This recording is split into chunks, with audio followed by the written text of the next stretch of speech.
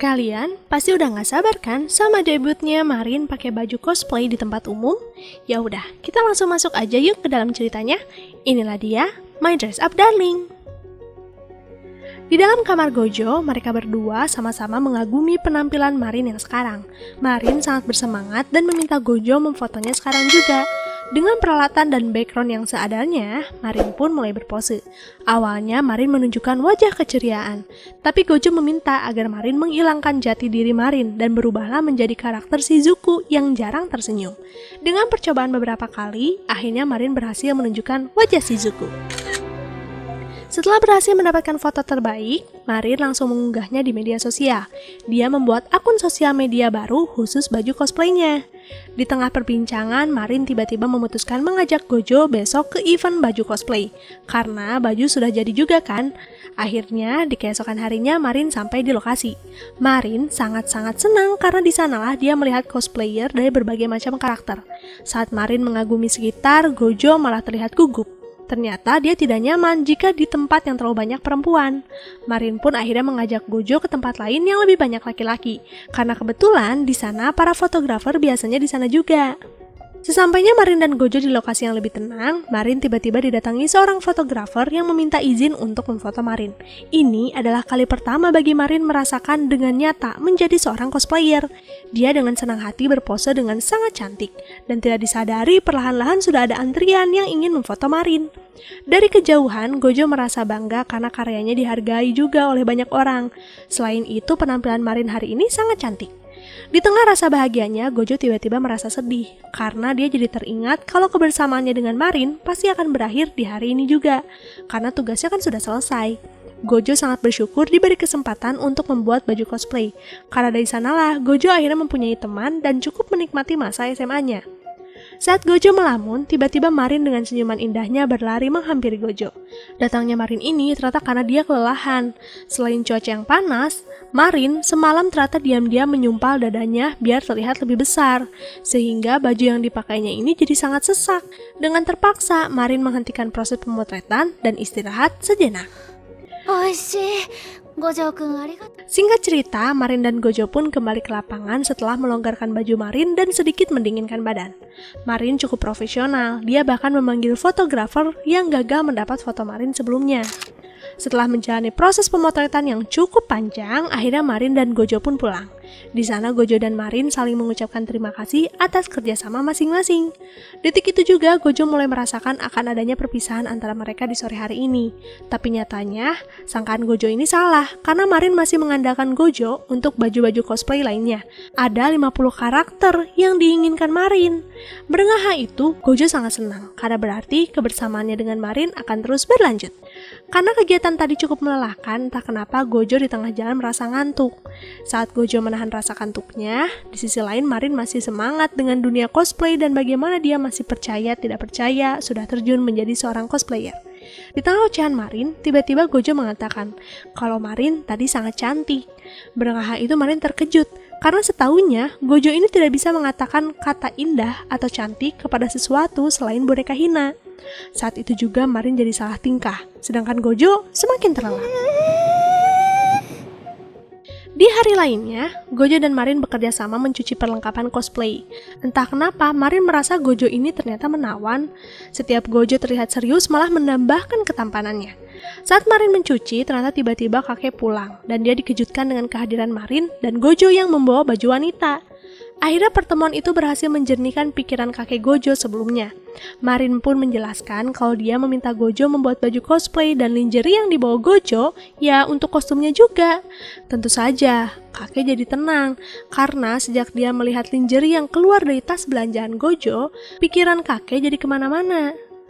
Kakek pun melihat baju cosplay Marin lebih dekat. Kakek sangat memuji kemampuan Gojo ini karena Gojo ternyata bisa membuat baju untuk manusia yang terbilang lebih rumit daripada boneka hina. Sedangkan di belakang sana, Marin kembali salah tingkah melihat wajah Gojo yang sedang serius. Marin masih tidak menyangka dengan perasaannya yang entah dari mana, tiba-tiba jatuh cinta kepada Gojo. Saking semangatnya, Marin tidak menyadari kalau perutnya sudah lapar dan mengeluarkan suara yang cukup keras. Kakek bahkan mendengarnya, maka dari itu kakek pun mengajak Marin makan malam saja di sini. Makan malam kali ini seperti biasa yang masaknya Gojo. Marin tentu saja memuji masakan Gojo ini karena rasanya sangat enak. Gojo pun menjelaskan kalau dia biasa memasak sejak ditinggal kedua orang tuanya. Selain itu kan kakek sudah tua. Marin terkejut karena dia juga sama-sama sudah ditinggal ibunya dan sering masak sendiri.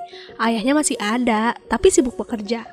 Marin pun menunjukkan masakan buatannya dan betapa terkejutnya kakek dan Gojo karena masakan Marin ini bisa dikatakan tidak sehat, tidak ada sayurannya, sangat tinggi kolesterol. Kakek pun meminta Marin makan saja di sini kali-kali agar pola makannya lebih sehat. Mendengar ajakan itu, tentu saja Marin sangat senang.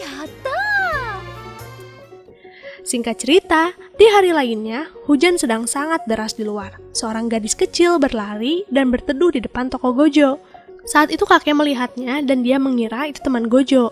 Maka dari itu, sepulangnya Gojo, kakek memberitahu kalau teman Gojo ini sedang menunggu Gojo dan sekarang sedang mandi. Tentu saja Gojo terkejut. Dia tidak punya teman selain Marin. Selain itu, Marin hari ini sedang kerja paruh waktu. Gojo jadi curiga kalau orang ini adalah modus perampokan baru. Maka dari itu, Gojo dengan percaya dirinya membuka pintu toilet dan keributan pun terjadi. Setelah kejadian itu, Gojo mengucapkan permintaan maafnya berkali-kali. Di tengah kegugupan di antara mereka berdua, anak ini pun mengatakan kalau dia ingin melihat kostum yang dibuat Gojo. Mendengar hal itu, Gojo senang karena anak ini ternyata ingin melihat koleksi kostum boneka Hina. Pantas saja kakek menemukan anak ini di depan toko. Gojo pun meminta data tamu dulu sebelum ke toko, dan terkejutnya Gojo kalau anak ini ternyata bukan anak kecil. Dia lebih tua 1 tahun malah dari Gojo. Dia bernama Inui Sajuna, murid kelas 2 dari SMA perempuan Sakura no Miya. Setelah mendapatkan data tamu, Gojo dengan percaya dirinya menunjukkan semua koleksi boneka Hina. Awalnya Inui sangat bersemangat, tapi ternyata itu hanya pura-pura. Tidak lama dari itu, Inui mengungkapkan kekesalannya karena bukan ini yang dimaksud, tapi kostum baju cosplay milik Marin.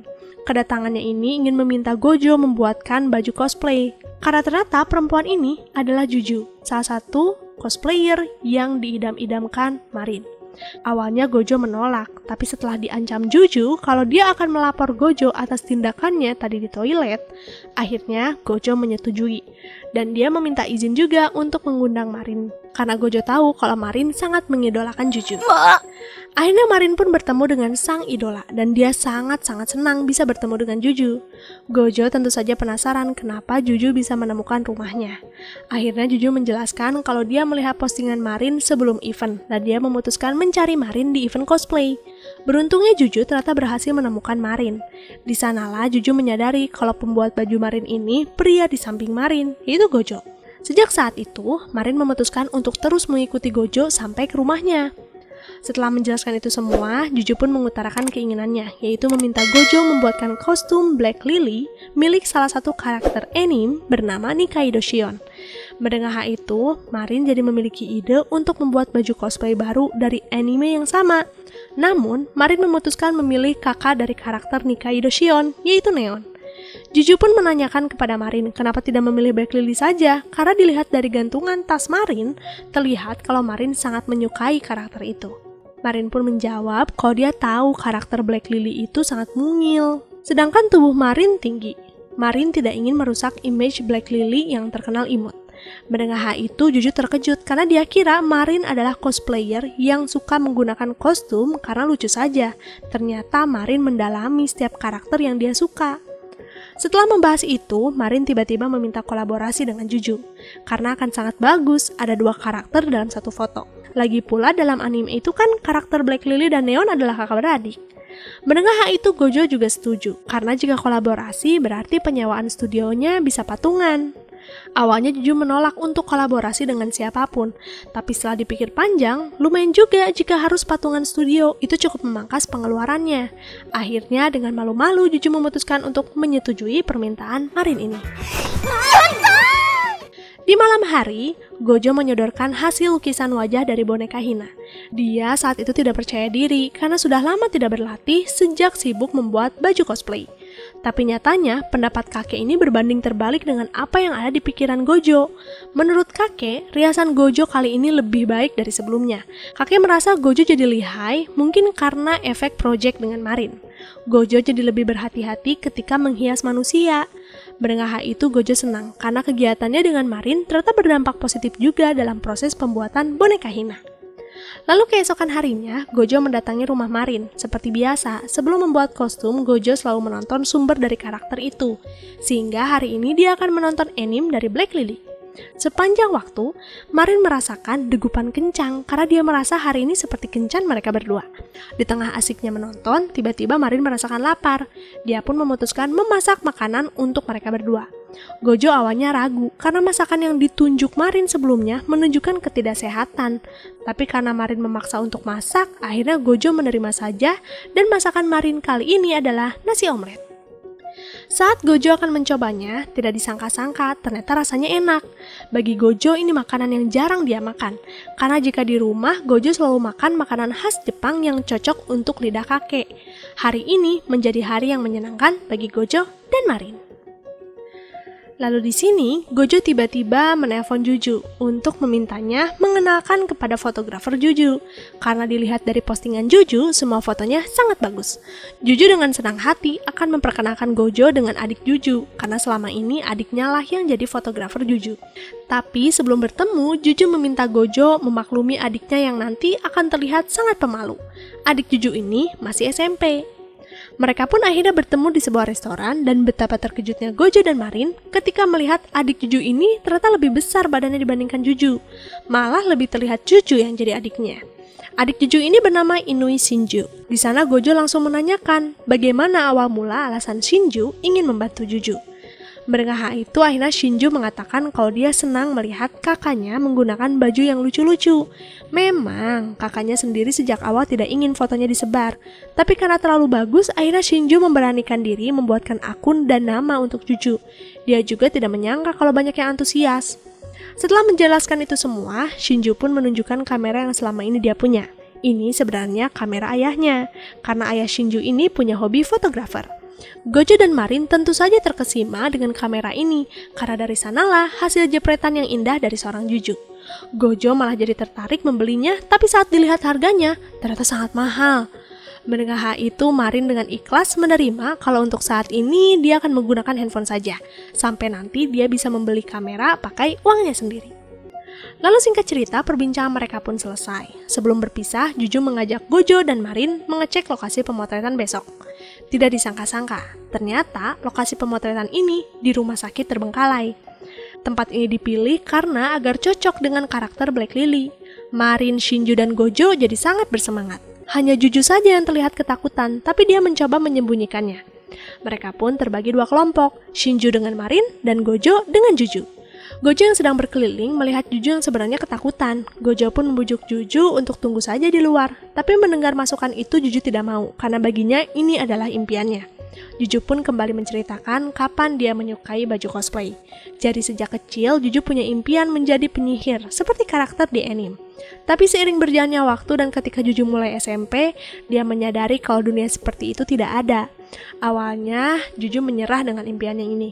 Namun ketika melihat baju cosplay di display sebuah toko, di sanalah Juju merasa ada kesempatan hidup di dunia itu walaupun hanya menggunakan baju-baju karakter yang dia idolakan.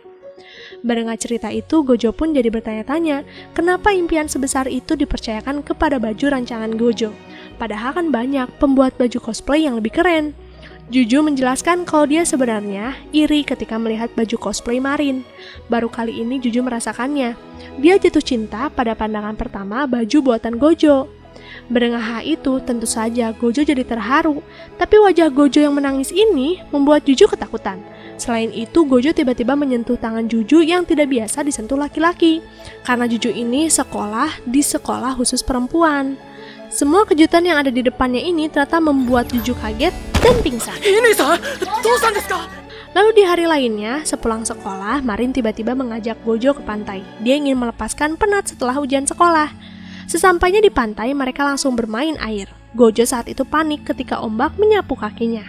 Kepanikan ini ternyata beralasan karena ternyata ini kali pertama bagi Gojo ke pantai. Gojo pun menjelaskan kalau dia sejak SD sampai SMP selalu berlatih membuat boneka Hina, sampai-sampai tidak sempat bermain seperti ini. Mendengar hal itu, Marin terdiam sejenak. Dia pun akhirnya mempunyai ide, yaitu menghabiskan liburan musim panas bersama berdua saja. Marin akan mengajak Gojo ke tempat-tempat menyenangkan. Tentu saja Gojo jadi sangat senang dan langsung mengiyakan ajakan Marin. Melihat respon Gojo ini malah membuat Marin tersipu malu.